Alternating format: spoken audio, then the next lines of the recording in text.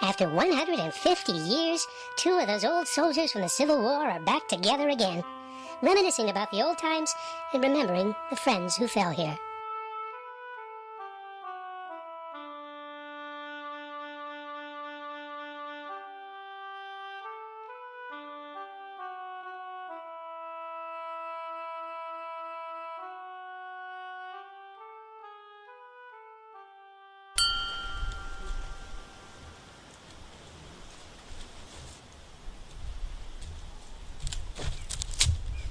Sergeant Taylor, I do believe. Like Colonel Maury, sir. We meet again after all these years. It's only been 150 or so, I reckon. You know, you were one of those green recruits that I recruited when I had that recruitment station in Jacksonville back in, the fall of '61. That's right, sir. You know, President Lincoln had appointed me to be commander of the very first regiment raised in Oregon. We started out with about 80 men, mainly from Jackson County, and called ourselves the Baker Guard. That's right, sir. I enlisted in the 1st Oregon Cavalry in '61, stationed not far from here at Camp Baker, near Phoenix. Yeah. Some of these people may not know about Camp Baker. It was named after Colonel Edward Baker, who was an Oregon senator and very close friend of Abraham Lincoln. So close that Abraham Lincoln named his second son Edward Baker Lincoln. It was too bad that Colonel Baker was shot dead by a rebel sharpshooter just a few months into the war. Well, I'll tell you, sir, my memories of Camp Baker aren't all that good, sir.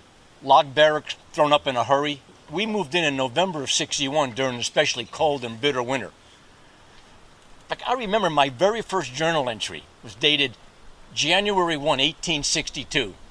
Officers quite pleasant, but soldiers slightly inebriated. Slept some and froze the rest of the night. Well, Sergeant, we had more problems than just the bad weather. One of them was desertion. You see, we had all these young recruits out in the field protecting the miners and the settlers from any Indians that remained off the reservation. Well, private army pay was $31 a month, and they could see these miners raking in gold nuggets worth hundreds of dollars.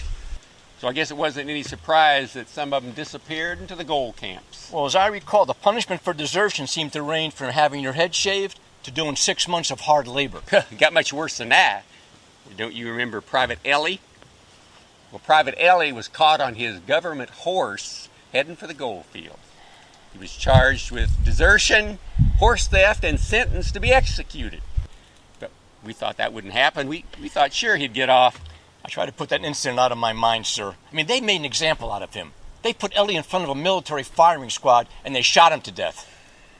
He was the only soldier on the Pacific coast put to death by the military during the entire Civil War. You know, it was that kind of thing that made people wonder, why do we even have a military presence here in Oregon when all the battles are taking place clear across the country? Well, the conflict was felt everywhere. Sides were taken, and strong emotions often got the best of folks.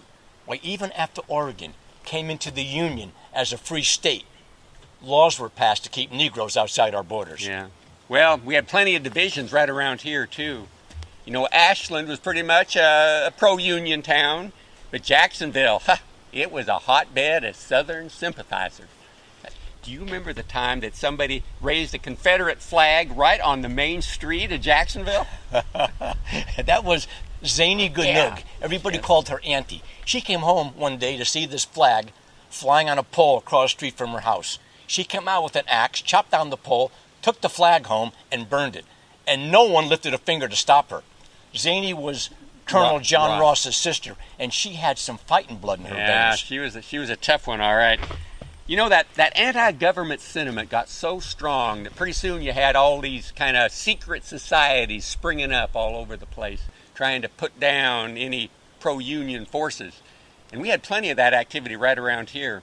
There was one group called the Knights of the Golden Circle. Remember them? I bet there was 2,500 of those people in Oregon. You got to hear this. This is the group that wanted Southern Oregon and Northern California to secede from the Union and form their own country.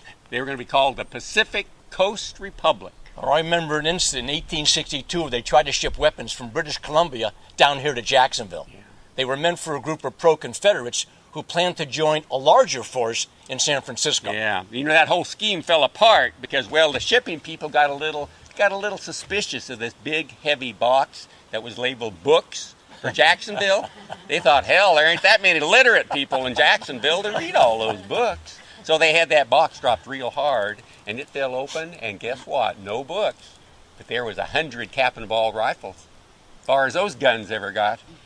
Well, the Civil War drug on for 4 bloody years. The Union Army finally prevailed, ending the war and stopping the worst carnage this country has ever seen.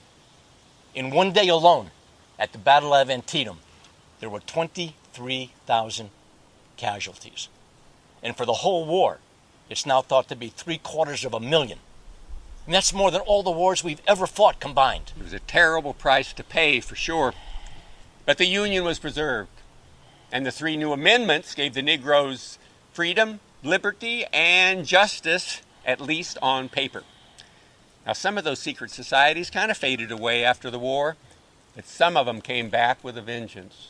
Like the Ku Klux Klan, they claimed that they were the ghosts of dead Confederate soldiers come back to keep the Negroes in their place. Well, in 1877, all federal troops were finally withdrawn from the South. And yet, violence, lynching, and Jim Crow laws kept much of the discrimination in place. You know, Sergeant Taylor, even after 150 years, there is still much unfinished work to be done. Yes, sir. You know, we did what we could in our lifetime to kind of help our country to live up to the Constitution and the Declaration of Independence, which clearly says all men are created equal. Now it's up to you folks here to carry on that great path, so that, as President Lincoln said at Gettysburg, so that this nation of the people, by the people, for the people, shall not perish from the earth.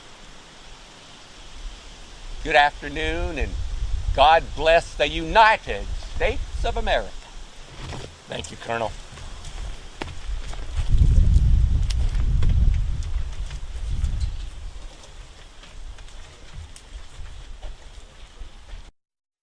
We moved in November of '61 during an especially cold and bitter winter. Like, I remember my very first journal entry was dated January 1, 1862.